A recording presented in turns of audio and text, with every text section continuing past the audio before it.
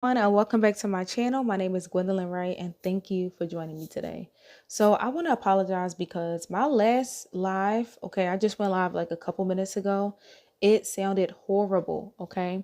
So I'm just going to quickly go over the things I went over because I'm going to delete that video because it's horrible, okay? So I had to go and pull out my headphones. I'm hoping that this sounds so much better. I already double checked it, so it should sound good, okay? But this is how I'm going to have to record today until I get my mic situation together. If you want to help me out with a mic, listen, I have a donation button in the description section. So donate something, a little dollar or two so I can get me a new mic because this is bad. Okay, this is bad news. So first, I want to share with you what I'm drinking today. So today I'm drinking my green smoothie inside of the Red Label brick mug. And this conversation is going to be about health and wellness. So what better thing to do than to have a green smoothie nearby, right? So this mug is available in my description section. I also have a orange, red, and blue color as well. And they also come with a set of Legos for your child or for yourself if you like Legos. So go and check that out, okay? So I know you've seen the title of this video. Children are a reflection of you. And this is so true. They are, okay? So because of that, we want to make sure that their health is intact. We want to make sure that they are, being the best children that they can be. And of course, they can only do that with us being their role models. So I wanted to go over some things that I've noticed. I actually had a story earlier, but because I'm shorter on time, I'm not going to share my story right now because I don't want to hold myself up and I don't want to hold you up and I can't run over the time now. But I am going to share my observations of what I have seen personally in parents myself. So my observations for parents not serving meals at home are number one, a lack of time. Whether they say they have to work or they just say they don't have time in general, but they don't make time to prep. They don't make time to prep and to plan meals. And that's a big one because if you don't make any time for it, you're never going to do it. So number two is the lack of budgeting for meals. I mentioned earlier in the live that I started and had to keep doing over. I mentioned that at one point in time, I thought that buying fast food was cheaper than buying food for home. And I started to pay attention to our budget and how much money we would actually spend because a burger would be $1, fries would be $1, and so on and such. So I'm thinking, oh, we're only spending $3 on each person. But of course, times have changed and it's way more expensive now to purchase a full meal for a family of five, which is what I have. And now we spend up to $30 and sometimes even more on a meal because of inflation, number one, and also because everything goes up eventually. So I always used to think for some reason that it would be cheaper to order out. And I have definitely learned my lesson that you save so much more money when you actually purchase the meals yourself and cook them at home. Tops for one meal, I might spend sometimes $10. And that is so cheap, okay? That's extremely cheap, especially because you have 7 days in a week. Was that $70? And then you want to add snacks and things like that to it as well. So we can feed our family with $100 to $150 a week, and we're okay with that, and it works for us. I also left a blog in the description section of another woman expressing how she spends $100 on her family of five when she goes grocery shopping. So go and check that out when you get a chance, okay? Number three is that parents are complaining that they are tired. And I understand that, right now I'm up late. I could be tired, but I got enough sleep. I meal plan. I put the kids to sleep. I always make sure I make time for myself and so on and such. You have to make it possible for you to be able to have that time so you're not tired. You have to get sleep. Don't be up online too late. Don't waste times on time wasters like social media. Not this video because this is informative, but all the other stuff, dance routines, TikToks, stuff that's not going to be beneficial for you is going to slow your progress down if you're trying to self-improve as a parent. So you want to, take them things away and put in some good stuff, okay? That might be cheesy, but it's really true. It is.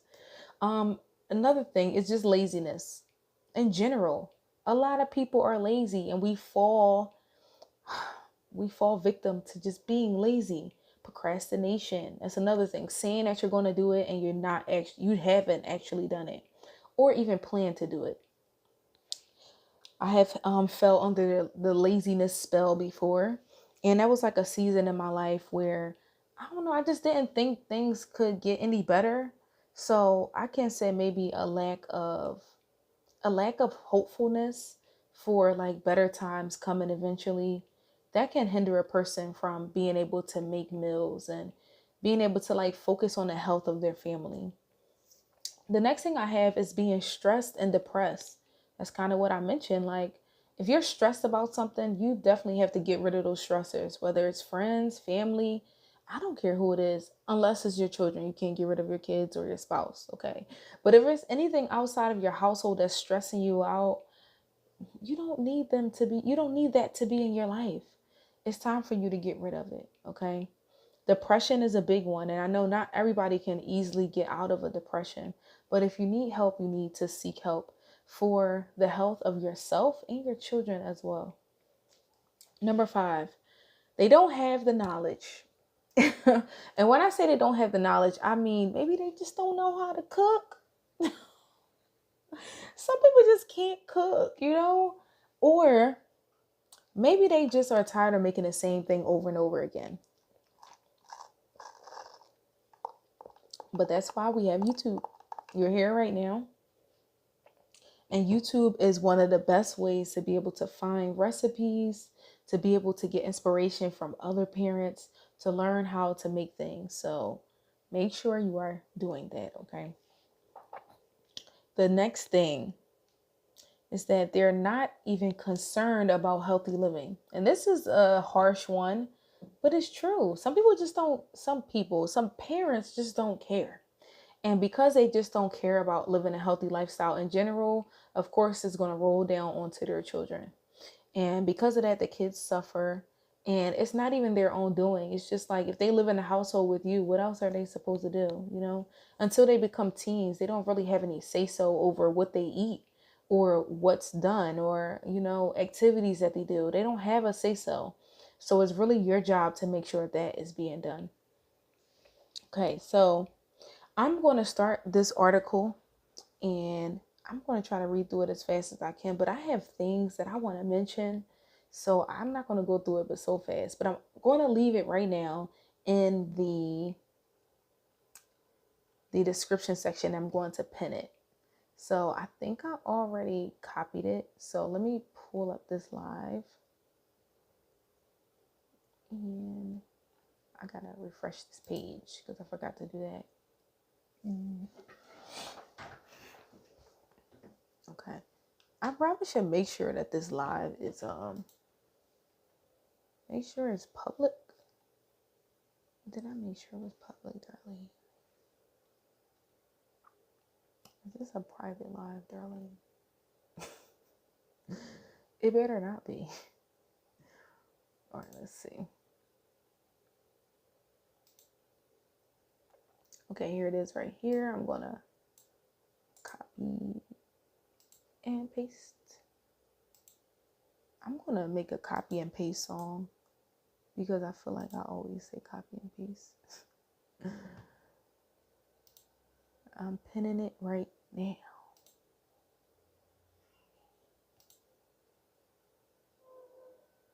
Okay, so it's pinned. Okay, it's there. All right, so if you want to follow along, you can click on a link and then listen to me in the background or go back and forth. It's up to you. Okay. I'm going to pause that and then I'm going to read the article. Let's go. So I'm not expecting a lot of people to like this article because I know talking about weight issues can be triggering for some people. So I'm not expecting to get a lot of views or even a lot of likes on this, but I think the information needs to be out there and needs to be shared. And I think I'm the parent to do it. So I'm just gonna do it. If you don't like anything I say, please take it with a grain of salt. But if you feel like it applies to you, I encourage you to change something today. Start tonight, make a meal plan. Start tomorrow, make a meal plan. That's really step one. Make a meal plan for your family and actually stick to it. To me, that's the first step and the biggest step. But okay, so this article is called The Role of Parents in Preventing Childhood Obesity. And this article also was written in 2008, but it still applies because the rise of childhood obesity has only gotten higher throughout the years. So that's why I think this is really important to read. Okay, so it says when it comes to causes for the rise in childhood obesity, there have been many possible culprits. Increasing portion sizes, the easy availability of high fat nutrient poor foods, and fewer opportunities for physical activity. But what about the influence parents play? Although research has revealed a link between parent weight and child weight, the fact is not all children of overweight parents are overweight themselves. Parents not only give their genetic makeup to their child, they can also have influence through the way they parent their children. In fact, parents may be able to buffer the impact of larger environmental factors on whether or not a child becomes overweight. And this is so true. And I wanted to read you this quote. It's by John Henson, and it says, "Kids don't remember what you try to teach them. They remember what you are." And this is a true quote, and that's why it's so famous. I heard like a shortcut version of this quote before, but it really means a lot. Basically, children don't do what you tell them to do. They do what they see you do. And because we are their role models, they are going to copy off a lot of things that we do. They just are. I've also noticed that sometimes if a child is not as overweight as the parent may be, it's because that child is more active. So, like, I don't know if you even remember being young and being, not overweight. Most of us were not overweight back then. Like, we weren't. Now, I'm 31, so 15 years ago, I give it. Most of us were not overweight. And the reason why is because we were so active. We were always doing things. We weren't even worried about eating or things like that. We were just out and about having fun with our friends. So it is a new age where children, they have a different lifestyle. I can say that. A lot of them are online. A lot of them are spending time with their friends through FaceTime or through even discords. Like my son is extremely advanced. He's on a discord with his friend. But we have to make time for him to be able to exercise.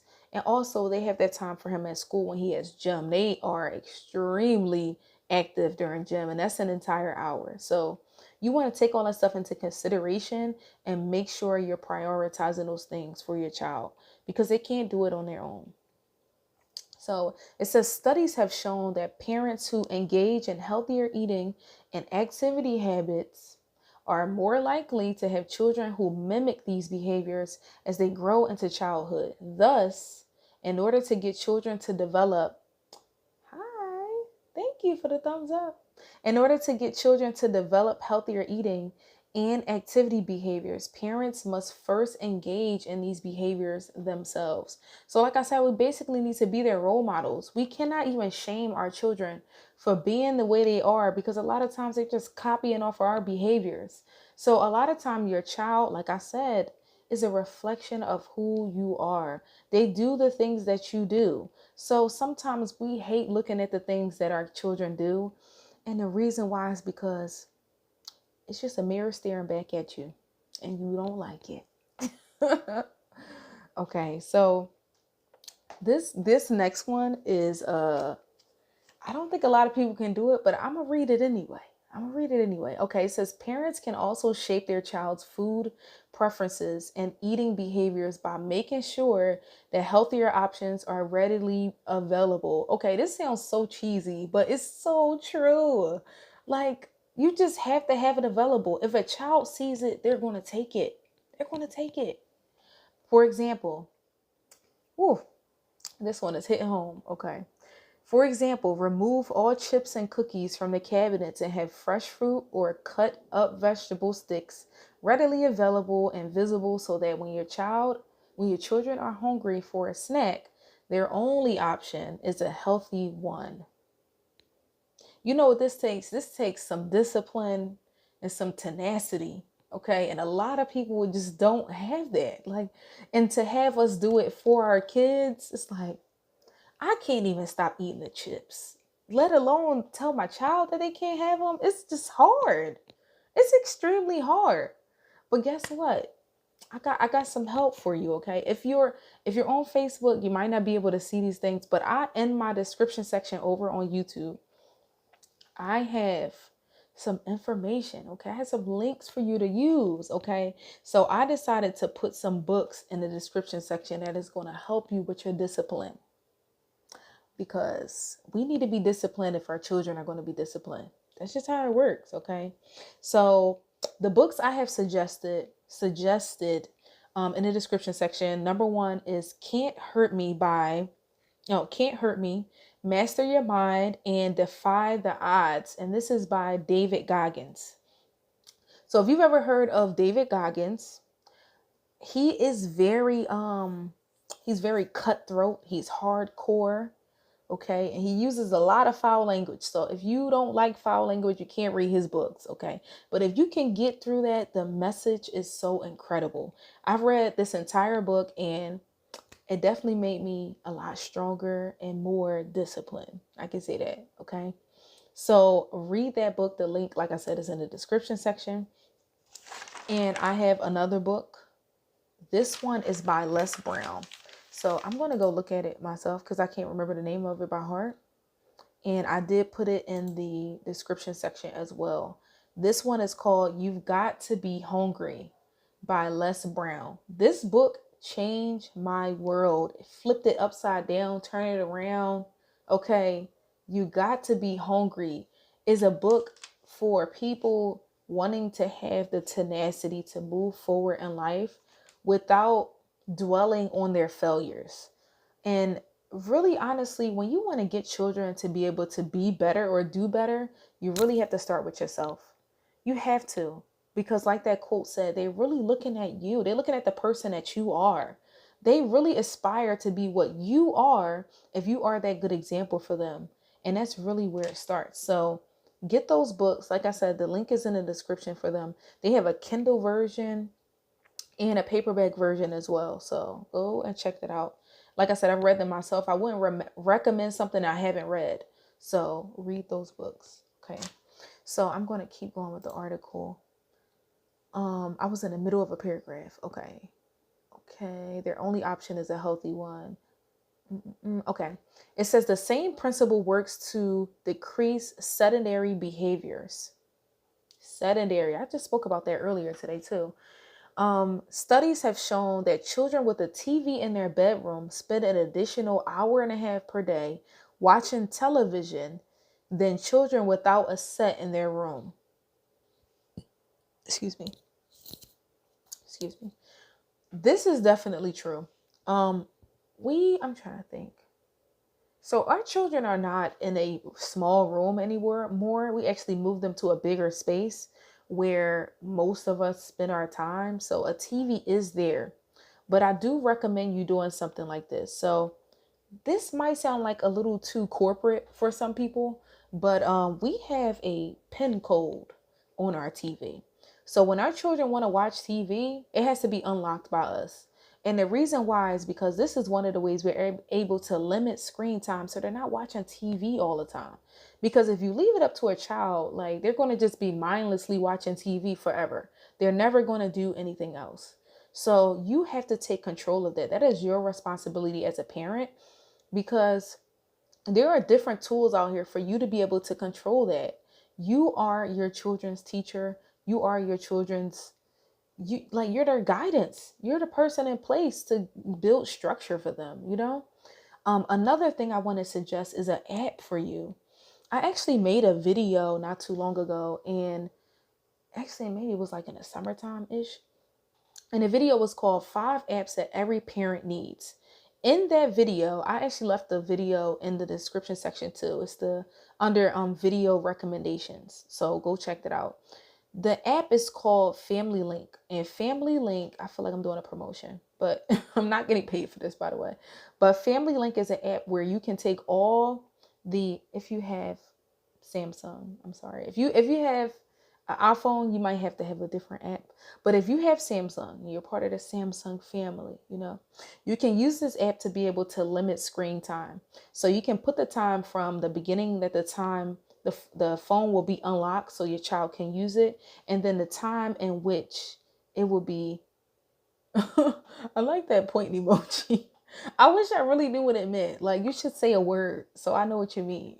But what I was going to say, for the time when it's downtime, and you can also limit how long they use screen time. So the recommendation for screen time, if I'm not mistaken, is no more than 2 hours. My kids get about 3.5 ish. Okay. I give them a little bit more, cause I think that's really tight, but if you want to be strict and do the 1.5 to 2 hours, then you go right ahead and do that, because you can with this app. So make sure you check the description section. There's a lot of valuable things in there. What else? Okay, I did that. Okay, I spoke about that. I don't want to miss anything. Okay. So let me finish this paragraph. This must be my favorite paragraph. Let's see. Removing the TV from their bedroom can help reduce screen time and consequently free up more time for physical activity. Placing objects that encourage children to be physically active, like a jump rope or running shoes, which you don't want to have in the house. Don't have a jump rope in the house. They will destroy your house, okay? Unless you have a really large floor plan, I don't have a large floor plan. A jump rope, not for little kids, okay? It says, in plain sight can also serve to remind them that there are other options for entertainment than the computer or the TV. By controlling the home environment, parents can shape their children's behaviors and reduce temptations and create a health-inducing space. And this is the key factor, okay? Outside of planning meals, this is it. Activity.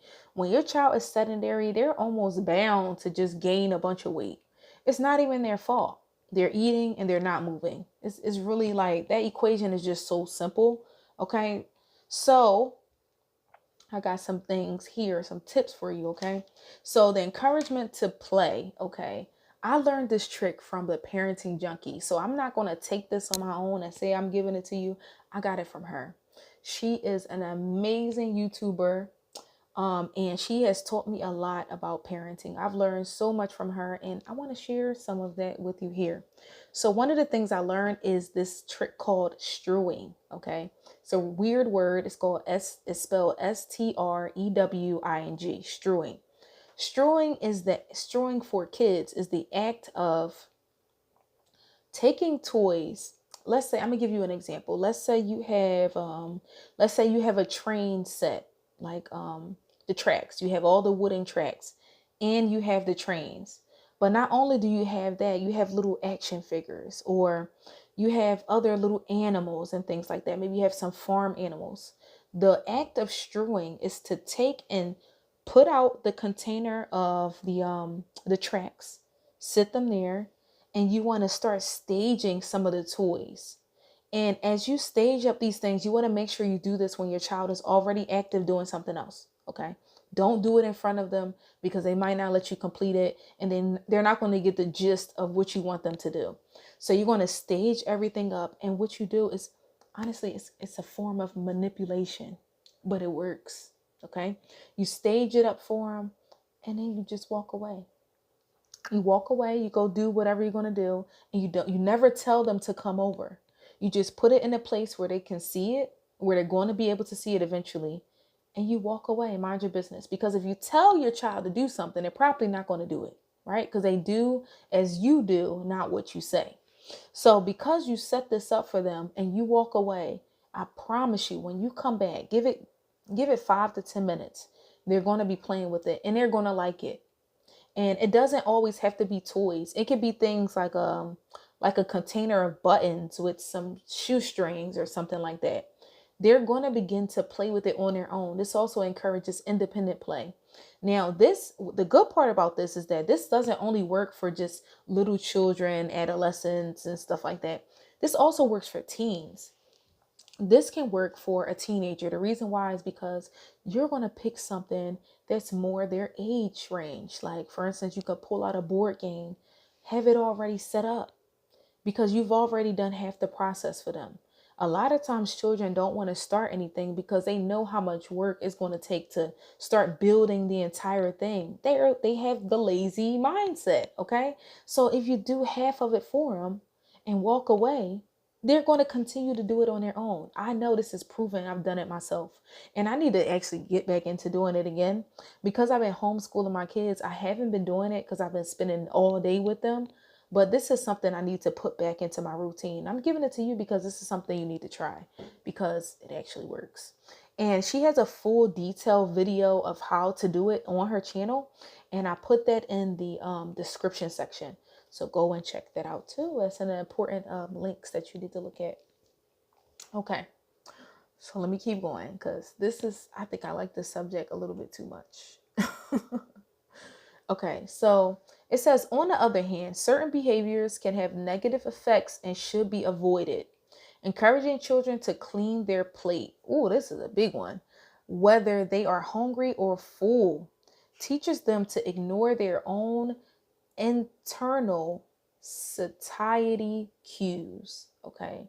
Their own internal satiety cues. And I'm pretty sure you know what that means. But if you don't know what that means, it's basically your own body telling you that you're full.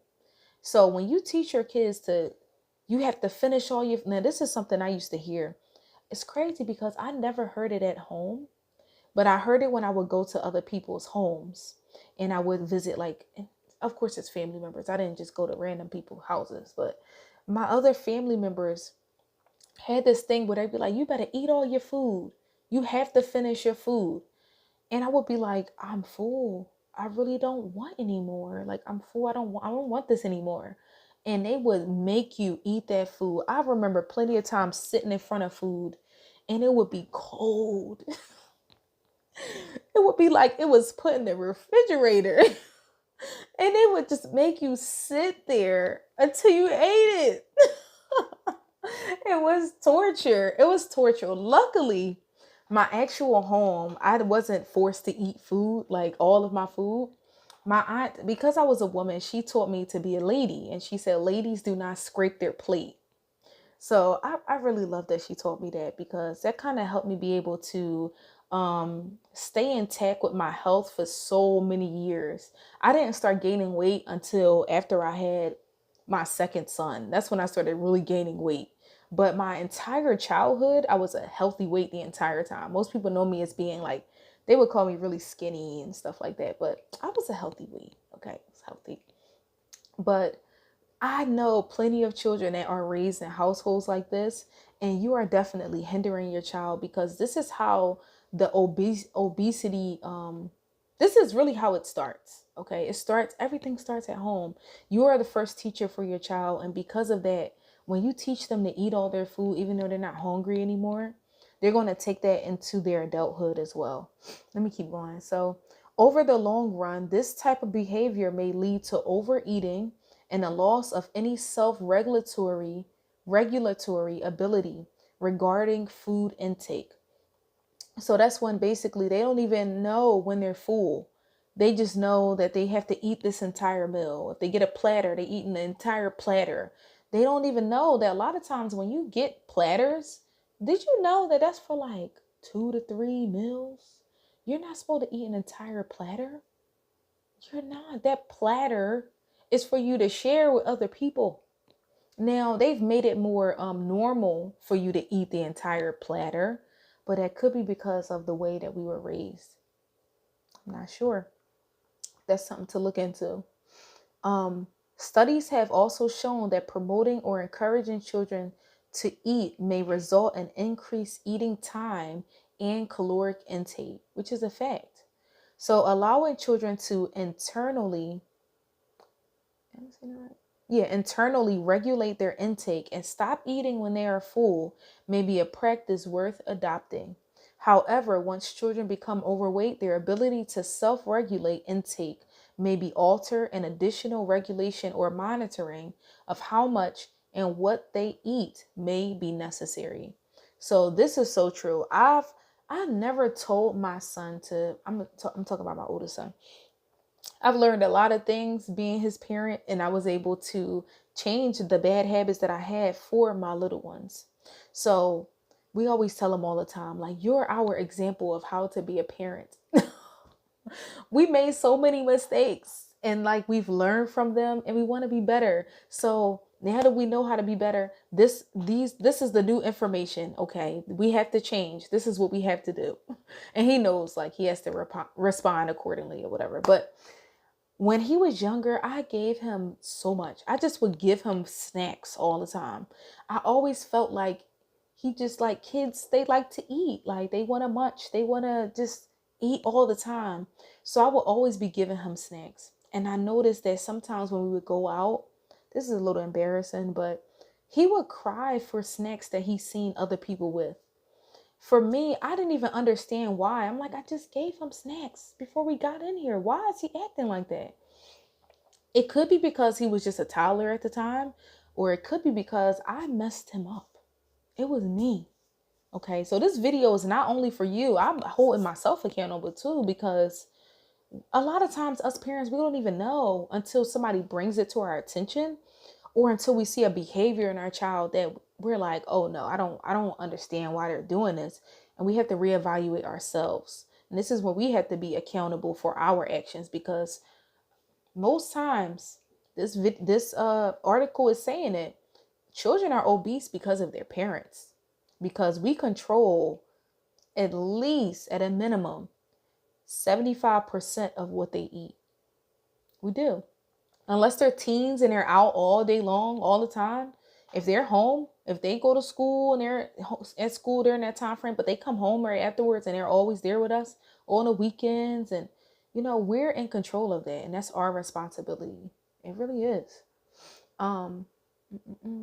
It says using food as a reward can also have deleterious effects. I don't even know if I'm saying that word right. Yeah, this has to be delirious. If you're watching this, let me know if this says delirious. Delirious effects.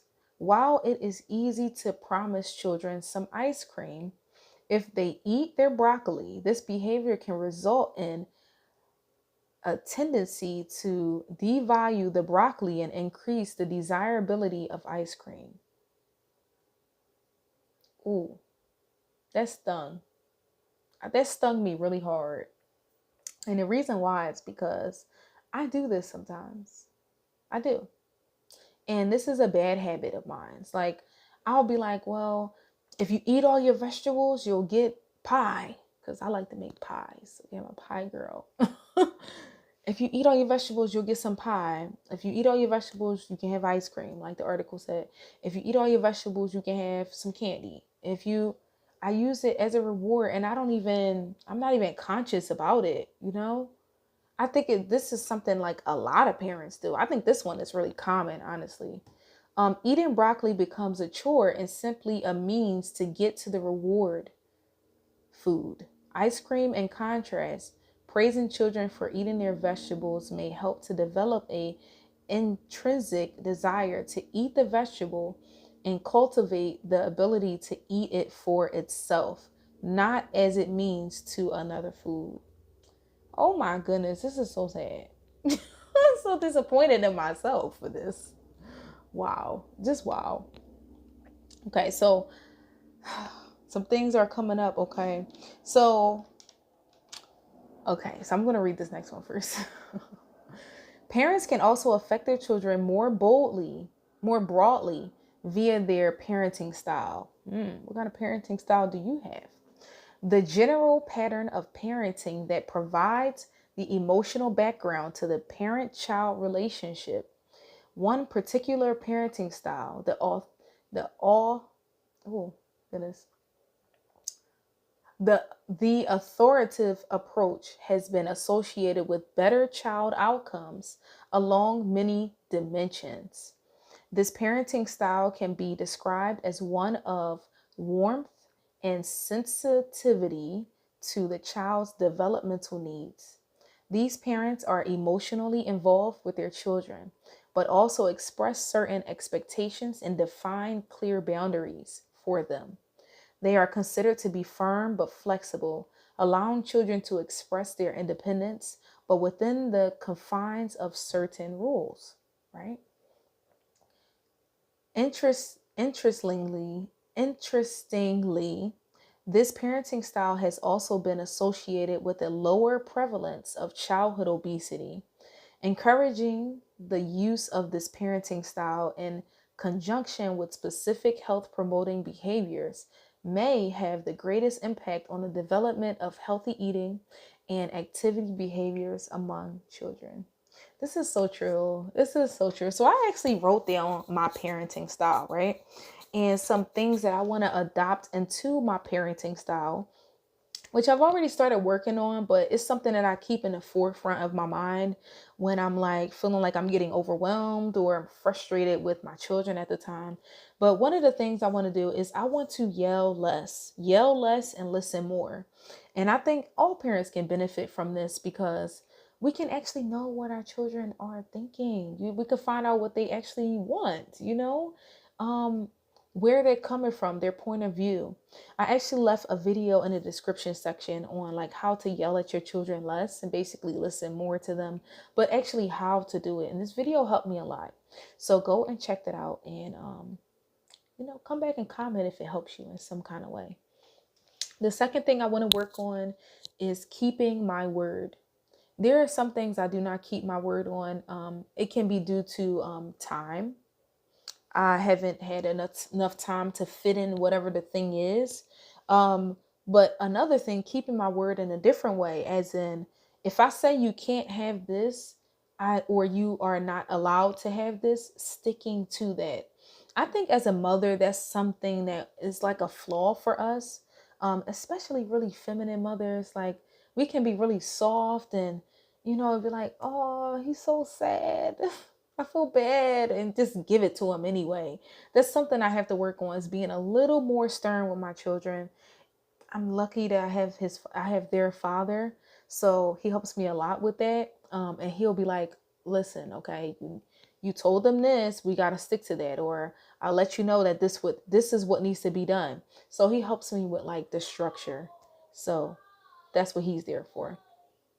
The next thing is to be present with my children. Being present with them is one of the things that I think all parents kind of struggle with, especially with having our smartphones with us all the time. We have laptops, computers, we have so many digital devices and so many distractions that can get in the way of spending that quality time with your child. So I encourage you to adopt this into your parenting style, is to be more present and to be in a moment with them. So there's one more paragraph, but I'm going to go through a couple more things. So my 2 tips, okay, is to have a visible meal plan. I spoke about that earlier, but have it visible. Like the key is being able to see it. So not only will children hear, oh, this is what we're eating tonight, but they'll be able to look up or wherever you put the meal plan and know that these are the snacks for today. This is breakfast, lunch, and dinner, or, whatever meals you're going to be eating together as a family. They'll know that, and they won't have to be like, well, what are we eating today? Can I have this? They won't even have to do all that questioning. They'll know that this is the schedule, we're sticking to it. This is the meal plan, we're sticking to it. And over time, they'll get used to it. And for that being a habit, I'm telling you, it's going to change their life. It really is. Do that, okay? And also having firm boundaries, which I need to work on myself. The last thing is to let children pick out some of the food for the meal plan. They want to feel included. Let them feel like, I put that up on a menu. You know, kids always want to feel like, you know, I did that. That makes them feel responsible. It makes them feel like they're growing up. They're big kids, you know. They want to feel good and feel like, you know, this home is not only yours because you pay all the bills, but it's also theirs too. They want to feel like they are a big part and they play a big role in the family. So, this last paragraph says ultimately, parents who are involved in their child's growth and development and who adopt and implement and model healthier behaviors themselves are more likely to be successful at preventing their child from becoming overweight or in helping them lose weight. No matter what the generic or predetermined risk of obesity is in a child, parents still have a lot of control over their child's home environment and their dietary and activity choices. Making these changes may have a positive impact on your child's future weight status. Okay. The last thing I want to talk to you about is it's a quote here. Okay. I put a quote in the description section, but I want to read it out loud for you just in case you don't get to look at it, especially if you're on Facebook. And the quote is, I did two quotes. It's actually two quotes. So the first one is from Frederick Douglass, and I'm sure you know who he is. It says, "It is easier to build strong children than to repair broken adults." And that is so true. I used to go to church as a child, and they used to have this scripture that said, train up a child in the way that he should go, and when he is old, he will not depart from it. And that stuck with me.